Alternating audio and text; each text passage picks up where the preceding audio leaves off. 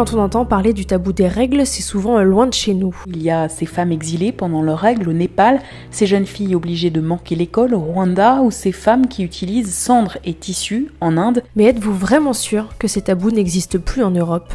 Quand tu travailles avec que des mecs, tu le dis, ça fait un drôle d'effet selon la personne. Et je me souviens que j'ai dit, c'est le premier jour, mauvais jour pour une fille, quoi. Et j'ai senti tout de suite le gars il est resté blême et de toute façon je peux rien pour toi. On n'avait pas le droit d'en parler, quoi. Fallait pas le dire. Si t'étais fatigué ou s'il fallait changer, ou faut toujours faire discrètement, que ça ne sache pas, c'était caché. Et ça n'a pas manqué, au bout du 3e tour de terrain, je me suis retrouvée en fait à avoir mes règles et ça se voyait sur mon short. Et le prof finit par me regarder en me disant tu pouvais pas me dire que t'avais tes règles. Et il dit du coup tu vas faire comment ?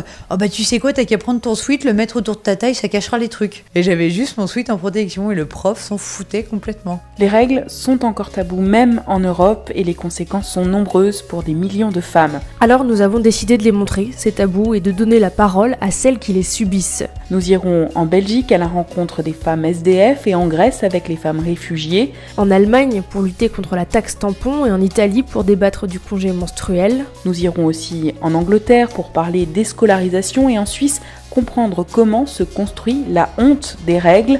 Et puis on questionnera la composition de nos tampons en France et leur impact sur notre environnement en Autriche. Un tabou, 8 problématiques, 8 pays, mais aussi 8 solutions. Alors pour nous suivre, rendez-vous sur les réseaux sociaux de Rougir sans honte et brisez vous aussi les tabous des règles.